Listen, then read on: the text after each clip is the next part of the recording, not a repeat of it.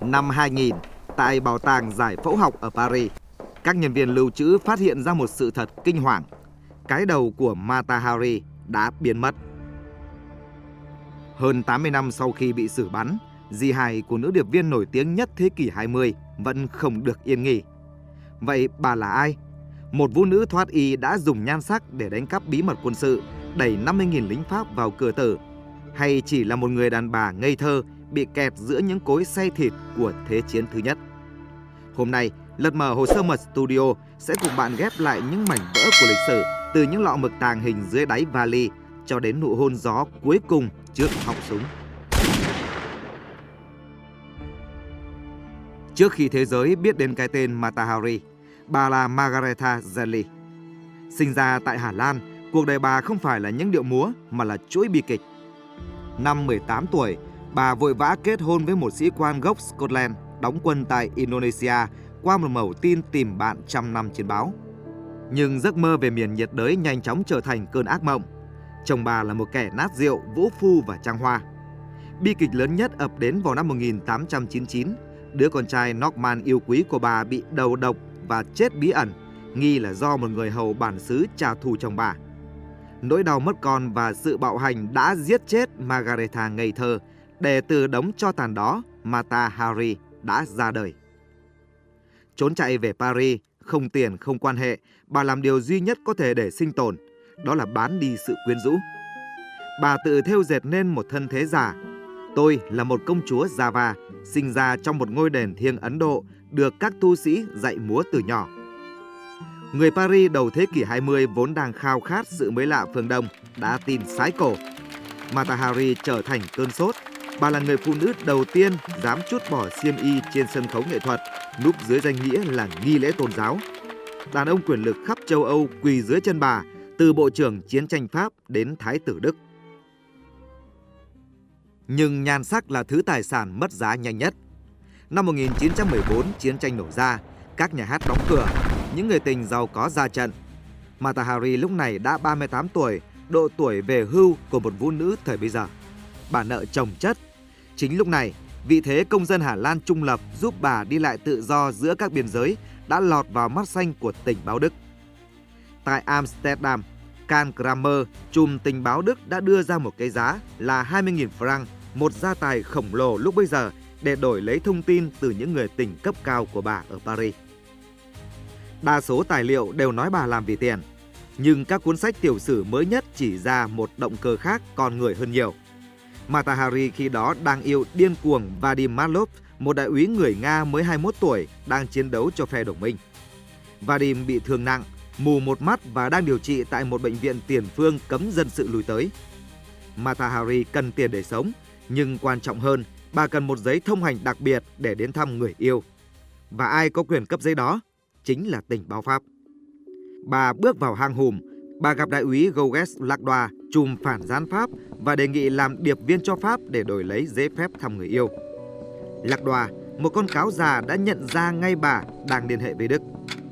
Thay vì bắt bà ngay, Lacroix tương kế tự kế. Được, hãy sang Bỉ thu thập tin tức quân Đức cho tôi.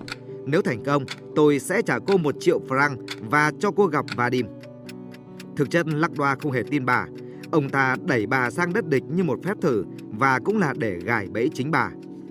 Quay lại với phía Đức, họ trang bị cho bà bí số H21 và những lọ mực tàng hình chứa hợp chất mercury oxycyanide. Nhưng Mata Hari không phải là một điệp viên chuyên nghiệp. Bà sợ hãi. Có tài liệu ghi rằng bà đã ném hết số mực đó xuống biển ngay khi rời phòng lãnh sự Đức. Thế nhưng bà giữ lại một lọ. Tại sao? Vì chớ trêu thay, vào thời điểm đó, mercury oxycyanide pha loãng là phương thuốc phổ biến nhất để trị bệnh giang mai và dùng làm dung dịch vệ sinh ngừa thai cho phụ nữ hành nghề mại dâm. Chính lọ thuốc vệ sinh ấy sau này đã trở thành bằng chứng kết tội bà mang theo dụng cụ tình báo. Đỉnh điểm của bi kịch là cuối năm 1916, tình báo Đức nhận ra Mata Hari vô dụng. Bà nhận tiền nhưng toàn cung cấp tin vịt lấy từ báo chí Paris. Tùy viên quân sự Đức tại Madrid quyết định thanh lý môn hộ.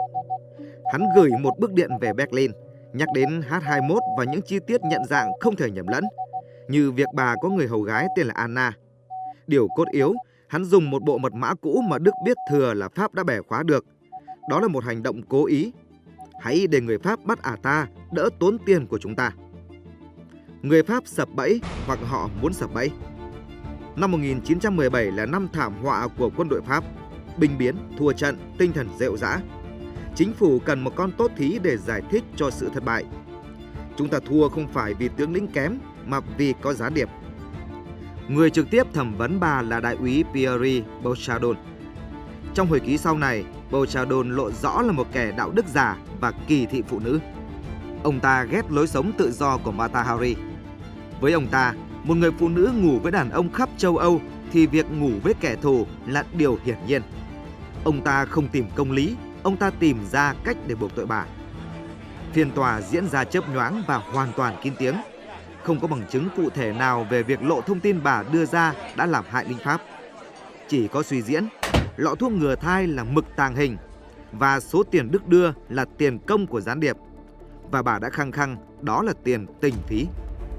Luật sư của bà, một người tình cũ đã già nua, bất lực trước tòa án binh. Khi tuyên án tử hình, Mata Hari ngất xỉu.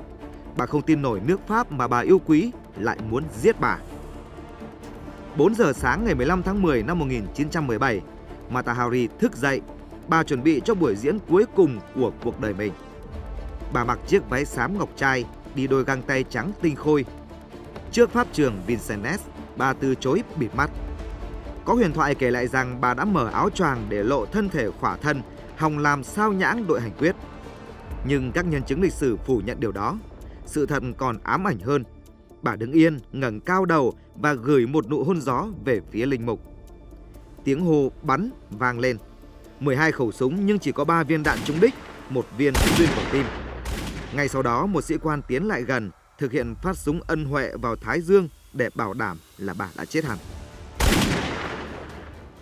Nhưng điều đau lớn nhất không phải là cái chết mà là sự chối bỏ. Sau khi bà chết, không một ai đến nhận xác. Ngay cả Vadimalov, người tình mà bà đã đánh đổi mạng sống để gặp, cũng quay lưng. Tôi không muốn dính líu đến một ả gián điệp. Thi thể của người phụ nữ được khao khát nhất châu Âu bị đưa vào trường y để sinh viên thực tập giải phẫu. Năm 1999, hồ sơ mật của M15 được công bố. Kết luận Mata Hari chưa bao giờ cung cấp được thông tin quân sự nào có giá trị thực sự cho Đức. Bà chỉ là một con tin ngây thơ trong ván cờ chính trị. Bà có tội, nhưng tội của bà là sự phù phiếm và dối trá, chứ không phải phản quốc. Đến nay, cái đầu của bà từng được lưu giữ tại bảo tàng cũng đã bị đánh cắp một cách bí ẩn. Có lẽ đó là cách Mata Hari tiếp tục trêu người thế giới, giữ lại cho mình chút bí mật cuối cùng. Câu chuyện của Mata Hari là bài học đắt giá về chiến tranh, nơi sự thật là nạn nhân đầu tiên ngã xuống. Và bạn nghĩ sao? Bà là kẻ phản bội đáng chết hay là nạn nhân đáng thương nhất Thế chiến thứ nhất? Hãy để lại bình luận vô tội hoặc có tội bên dưới để chúng ta cùng thảo luận. Đừng quên like video này và đăng ký kênh Lật Mở Hồ Sơ Mật để không bỏ lỡ những vụ án chấn động tiếp theo. Cảm ơn các bạn và hẹn gặp lại ở các tập tiếp theo.